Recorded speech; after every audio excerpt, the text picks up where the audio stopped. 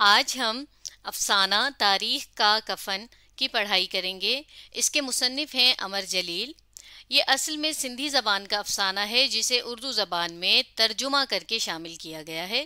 تو چلیے دیکھتے ہیں کہ یہ کس موضوع پر ہے۔ میں پڑھتی ہوں، آپ بھی میرے ساتھ ساتھ پڑھیے۔ عید نماز شروع ہونے سے کچھ دیر پہلے ایک کالا کلوٹا شیدی، کالا کلوٹا ہم کہتے ہیں نا جس کا بہت زیادہ رنگ کالا ہو، اور شیدی بھی ہم بہت زیادہ کالے کلوٹے بھی کہتے ہیں، لیکن اس کے علاوہ شیدی افریقی لوگوں کو بھی کہا جاتا ہے، کیونکہ یہ ایک سیاہ فام نسل ہے جو پاکستان کے صوبہ سندھ اور بلوچستان میں آباد ہے، جن کا بنیادی طور پر تعلق جو ہے وہ جنوب مشرقی افریقہ سے ہے، جس کے بال خشک، آنکھیں بنجر یعنی کہ بالکل ویران سی آنکھیں، بدن نحیف و نزار یعنی کمزور بدن، اور کپڑوں کے نام پر چیٹھڑے یعنی پھٹے پرانے کپڑے پہنے ہوئے تھے۔ وہ نمازیوں کی آخری صف سے اٹھ کھڑا ہوا، یعنی قطار لائن۔ وہ ادھیڑ عمر کا معاف کیجیے گا وہ ادھیڑ عمر کا طویل قامت شخص تھا۔ ادھیڑ عمر یعنی درمیانی عمر، یعنی بہت زیادہ نوجوان بھی نہیں تھا اور بہت زیادہ بوڑھا بھی نہیں تھا۔ طویل قامت یعنی لمبے قد کا۔ اس کے کندھے سلیب کی طرح سیدھے، سلیب سے یہاں مراد ہے بالکل سیدھے۔ ویسے تو ہم سلیب کہتے ہیں سولی نما کراس کو، جو اس طرح سے ہوتا ہے یوں، لیکن یہاں پر اس کے کندھوں کو اس سیدھا ہونے سے ملایا جا رہا ہے۔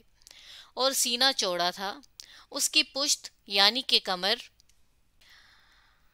زندگی کا بوجھ اٹھاتے برداشت کرتے کمان بن چکی تھی۔ کمان بن جانا محاورتاً کہا جاتا ہے۔ اس کا مطلب ہوتا ہے کمر میں یہاں اس کا مطلب ہے کہ اس کی کمر میں جھکاؤ آ گیا تھا۔ اس نے لمبی سانس کھینچ کر ایک اڑتی نگاہ عیدگاہ پر ڈالی۔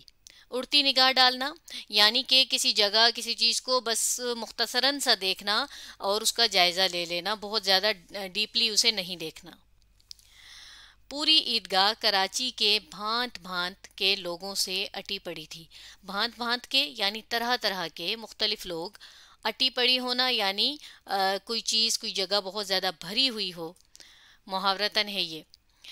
قطاریں شمار سے باہر، یعنی اتنی لائنیں تھیں کہ جنہیں گنا ہی نہیں جا سکتا تھا۔ نمازی بے انداز، اور اتنے ہی زیادہ نمازی تھے کہ جن کا کوئی اندازہ ہم نہیں کر سکتے تھے کہ کیسے ہیں اور کتنے ہیں۔ کچھ کے کپڑوں کے جوڑے نئے، کچھ کے دھلے ہوئے، کچھ کے اجلے، اجلے یعنی صاف سفید، رنگ اتنے سارے کہ جیسے آسمان سے رنگوں کی دھنک زمین پر اتر آئی ہو۔ دھنک ہم ان 7 رنگوں کو کہتے ہیں کہ جو بارش کے بعد اکثر سورج کی شعاؤں سے آسمان پر بنتی ہے۔ عموماً اسے 7 رنگ کہا جاتا ہے، لیکن اس میں بہت سے رنگ بھی ہوتے ہیں۔ تو تشبیہ دی جا رہی ہے ان لوگوں کے کپڑوں کے رنگوں کی اس دھنک سے، کہ یہاں پر اس جگہ پر ان لوگوں کے کپڑے بھی اسی طرح سے لگ رہے تھے کہ جیسے آسمان سے دھنک کے سارے رنگ اتر آئے ہیں۔ عید نماز شروع ہونے میں چند لمحات باقی تھے۔ ملا بے حد عقیدت یعنی محبت اور بڑے جوش و خروش کے ساتھ تاریخ اسلامی یعنی اسلام کی تاریخ کے اوراق پلٹ رہا تھا۔ اوراق پلٹنا بھی محاورہ ہے جس کا مطلب ہوتا ہے مختصراً کسی چیز کے بارے میں پڑھنا بتانا۔ وہ کبھی باہیں اوپر اٹھا کر تو کبھی نیچے کر کے، آواز کے زیر و بم کے ساتھ۔ آواز کا زیر و بم یعنی آواز کا اتار چڑھاؤ، مطلب کہ کبھی ہماری آواز تیز ہو، کبھی کم ہو، کبھی اونچی ہو، اور کبھی جو ہے ہماری آواز سے خوشی ظاہر ہو، کبھی غصہ ظاہر ہو، تو اس کو ہم کہتے ہیں آواز کا زیر و بم یا آواز کا اتار چڑھاؤ۔ کبھی سیدھے سبھاؤ یعنی نرمی سے، تو کبھی سر میں بولتے ہوئے یعنی گانے کے سے انداز میں، لوگوں کے جذبہ ایمانی کو بیدار کرنے یعنی جگانے کی کوشش کر رہا تھا۔ لوگ مؤدب بیٹھے ہوئے یعنی ادب سے بیٹھے ہوئے، تمیز سے بیٹھے ہوئے تھے، اور دوران وعظ یعنی وعظ کے دوران۔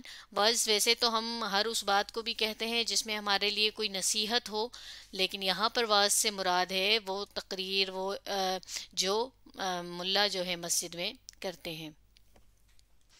کبھی کبھار اونگ بھی لیتے تھے۔ اونگ لینا یعنی کہ نیند آنا، غنودگی آنا۔ ان کی نگاہیں اپنے اپنے مسلوں کے آگے رکھے جوتوں پر تھیں۔ कुछ जूते नए, कुछ पुराने और फटे हुए थे। बूटों, स्लीपरों, सैंडलों और चप्पलों के तलवे तलवों से मिले हुए थे।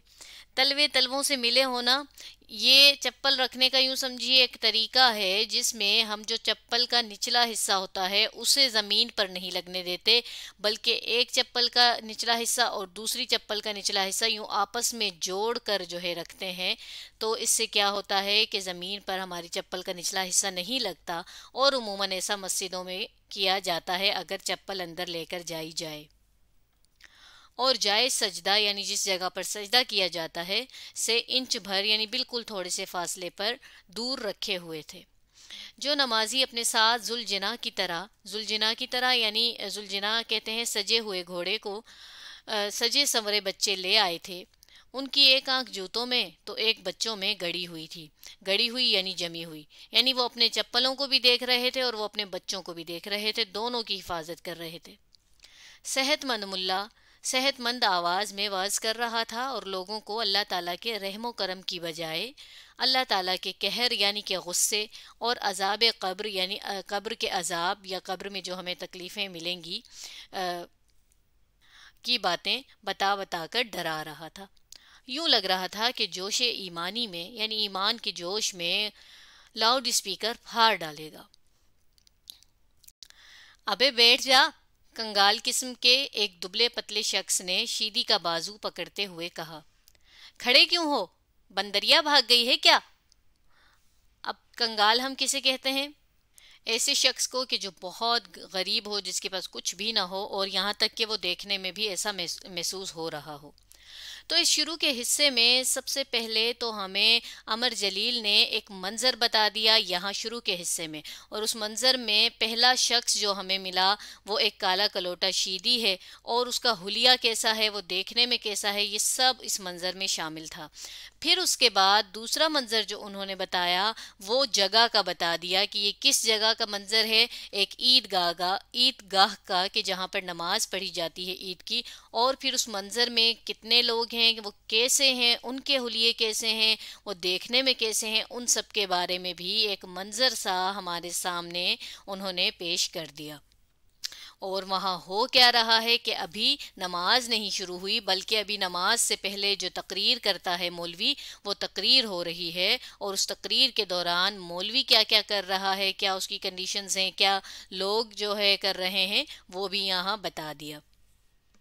अब यहाँ से हमारे अफसाने का पहला मुकालमा यानी पहली बात शुरू हो रही है, और जो बात किसने की है कि एक बहुत ही जो देखने में गरीब सा लग रहा है शख्स, उसने उस शीदी को कि जो शुरू में हमने यहाँ पढ़ा है, ये हमारा जो किरदार है अफसाने का मरकज़ी किरदार जिस पर पूरा अफसाना हमारा बेस करेगा, उसको उसने कहा कि तू क्यों खड़ा हुआ है, बैठ जा, क्या कोई तेरी चीज़ कहीं गुम हो गई है, भाग गई है। तंज में कही है अब उसने ये बात। चलिए आगे पढ़ते हैं कि ये तंज क्यों किया गया है या क्यों किया जा रहा है। शीदी ने उसे कोई जवाब नहीं दिया। वो झटका देकर बाजू छुड़ाकर पिछली सफ से निकलकर अगली सफ में खड़ा हो गया, यानी एक लाइन से निकल के दूसरी लाइन में चला गया। अबे दूर कर ये अपने तवे ऐसे पाऊं। तवे ऐसे यानी तवे जैसे, यहाँ पर इस ऐसे से मतलब है तवे जैसे, और पुरानी उर्दू में जो पहले कदीम उर्दू है उसमें जैसे के लिए ऐसे का लफ्ज़ भी इस्तेमाल होता था, तो हम इसको उस वे में ले सकते हैं। शीदी को कोहनी मारते हुए एक चिड़िया जितने नौजवान ने कहा। चिड़िया जितना नौजवान यानी बिल्कुल छोटा सा आदमी हो के तारकोल। तारकोल देखिए, इस चीज़ को कहा जाता है तारकोल, जो लकड़ी और पत्थर से निकलती है और जिससे सड़कें बनाई जाती हैं, और इसके अलावा भी बहुत से तामीराती कामों में इसे इस्तेमाल किया जाता है। तो ये इसका रंग जो है इस तरह का बिल्कुल सियाह काला होता है। तो इस यहाँ पर जो ये तारकोल इस्तेमाल हुआ है, तो उसने भी उसे शीदी को रंगत की वजह से तारकोल कहा तंज में। शीदी ने उसे कोई जवाब नहीं दिया और ना ही गर्दन मोड़कर उसकी तरफ देखा। वो इस कतार से निकलकर अगली कतार में खड़ा हो गया, यानी अब वो लाइन भी उसने छोड़ दी क्योंकि वहां पर भी उसे एक शख्स ने खड़ा नहीं होने दिया। शीदी ने उसे कोई जवाब नहीं, माफ कीजिएगा, हमें अगली लाइन पढ़नी है। ओहो, बड़े अहमक हो तुम भी। अहमक यानी कि बेवकूफ। اجلے سفید کپڑوں والے ایک شخص نے غصہ میں، معاف کیجیے گا، یہاں پر غصہ نہیں بلکہ غصے استعمال ہوگا جملے کے اعتبار سے، شیدی کی طرف دیکھتے ہوئے کہا، شرم نہیں آئی میرے کورے پاجامے کے پائنچے پر پاؤں رکھتے ہوئے؟ کورا پاجامہ یعنی کہ صاف شفاف پاجامہ، مثلا صحیح دھلا ہوا، صاف ستھرا، پاک۔ اب کیا ہوا کہ جب وہ اگلی لائن میں جانے لگا ہوگا تو کسی شخص کا پائنچا جو ہے شیدی کے پاؤں کے نیچے آ گیا اور اس نے اسے کیسے جو ہے غصہ کیا۔ شیدی کی اداس آنکھوں میں پراسرار روشنی ابھر آئی تھی۔ پراسرار کہتے ہیں ہم نامعلوم چیز کو، اور ایسی کہ راز والی ہو، جس کا سمجھ نہ آ رہا ہو کہ اس میں کیا بات ہے، تو ایسی ایک جو ہے روشنی سی یا چمک سی اس کی آنکھوں میں آ گئی اس غصے کو جو ہے سن کر۔ اس نے اس بفرے ہوئے شخص کے جملے کو انسنا کر دیا۔ بفرا ہوا یعنی غصے میں جو تھا، اور انسنا کرنا یعنی کہ پرواہ نہ کرنا، کسی کی بات کو جو ہے غور سے نہ سننا، توجہ نہ دینا۔ وہ قدم بڑھا کر اگلی قطار میں جا کھڑا ہوا۔ خبردار، فرشتوں جیسے ایک شخص نے شیدی کی ٹانگ کی چٹکی کاٹتے ہوئے کہا۔ لا حول ولا، میرا دبئی کا مسلح میلا کر دیا، آدمی ہو کہ ابن ابلیس؟ اب وہ اگلی لائن میں گیا تو وہاں پر ایک شخص، کیسا تھا وہ شخص؟ فرشتوں جیسا۔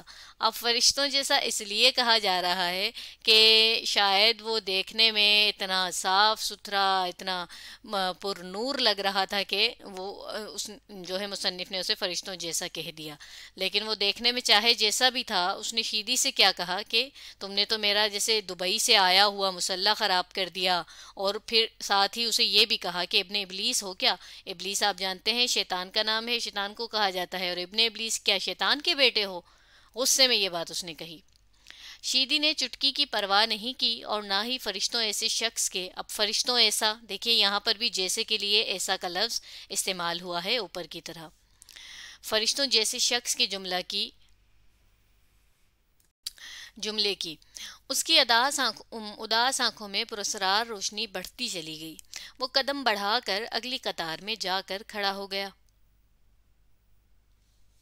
ارے او بن مانس بندر ہی کی ایک قسم ہوتی ہے، بہت بڑا سا بندر، لیکن ہم بن مانس جنگلی آدمی، یعنی جسے کوئی طور طریقہ نہ ہو اسے بھی کہتے ہیں یا کہا جاتا ہے، تو یہاں پر بھی اسی انداز میں اس شیدی کو کسی نے بن مانس کہا۔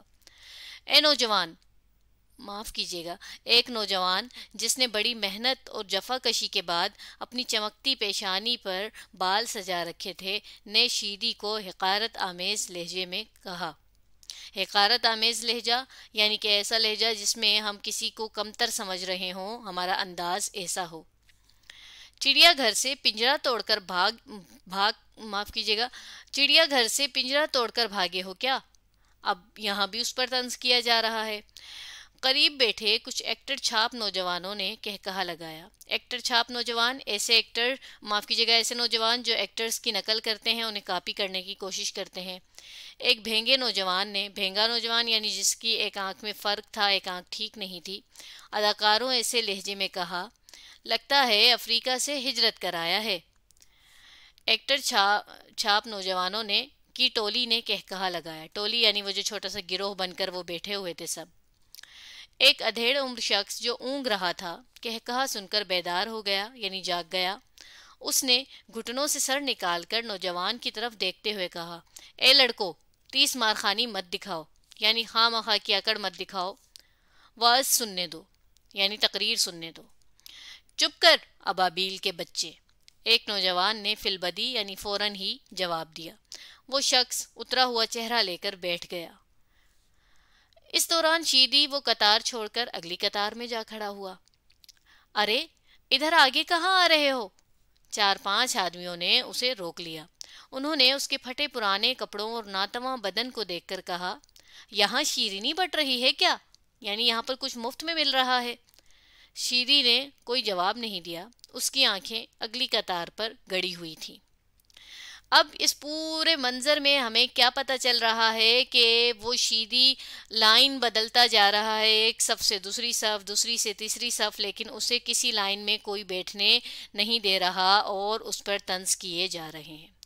تو آج ہم نے تاریخ کا کفن کا پہلا حصہ پڑھا، اور اگلی ویڈیو میں ہم اس کا اگلا حصہ پڑھیں گے۔